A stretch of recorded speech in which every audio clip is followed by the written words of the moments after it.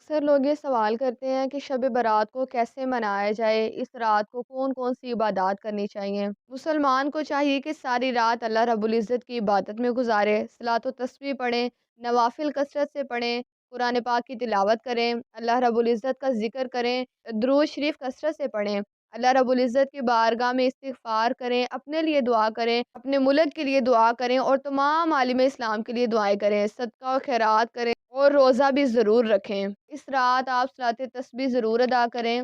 سرکار مدینہ صلی اللہ علیہ وآلہ وسلم نے اپنے چچا حضرت عباس رضی اللہ تعالیٰ عنہ سے ارشاد فرمایا، اے چچا، کیا میں آپ کو عطا نہ کر دوں؟ کیا میں آپ کے ساتھ احسان نہ کروں؟ 10 کام ہے کہ جب تم کرو گے تو اللہ رب العزت تمہارے اگلے پچھلے پرانے نئے، جو بھول کر کیے یا جو جان بوجھ کر کیے، چھوٹے اور بڑے، پوشیدہ اور ظاہر گناہ معاف فرما دے گا۔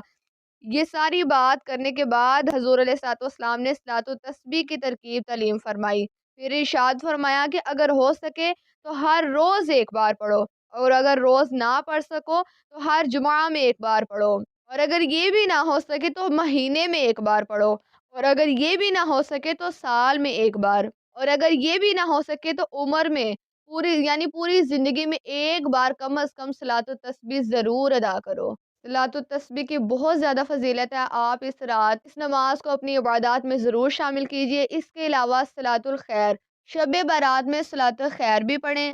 حضرت حسن بصری رحمت اللہ تعالی علیہ فرماتے ہیں کہ مجھ سے 30 صحابہ کرام نے بیان کیا کہ جو شخص یہ نماز شب برات میں ادا کرے تو اللہ رب العزت اس کی طرف 70 مرتبہ دیکھتا ہے، اور ہر بار دیکھنے میں پڑھنے والے کی 70 حاجتیں پوری فرماتا ہے۔ ان حاجتوں میں ادنا حاجت یعنی سب سے چھوٹی حاجت اس کی مغفرت ہوتی ہے۔ اللہ اکبر۔ اس کے علاوہ آپ کو ایک واقعہ بتاتی ہوں۔ حضرت عیسیٰ علیہ السلام کا ایک پہاڑ پر سے گزر ہوا، جس پر آپ نے ایک سنہری خوشنما پتھر دیکھا جس کی شعاعیں آفتاب کی طرح تھی۔ دیکھ کر حیران ہوئے۔ اللہ رب العزت نے فرمایا، اے عیسیٰ علیہ السلام، اس سے بھی بڑھ کر قدرت کے عجائبات نہ دکھاؤں؟ تو عرض کرنے لگے کہ یا اللہ دکھائیں۔ تو وہ پتھر پھٹ گیا اور کیا دیکھتے ہیں کہ اس کے اندر محرابی خلا ہے، جس میں ایک شخص سبز عصا لیے عبادت الہی میں مشغول ہے، قریب ہی انگور کی بیل ہے۔ بزرگ نے عرض کی، یہ میری روزانہ کی غذا ہے۔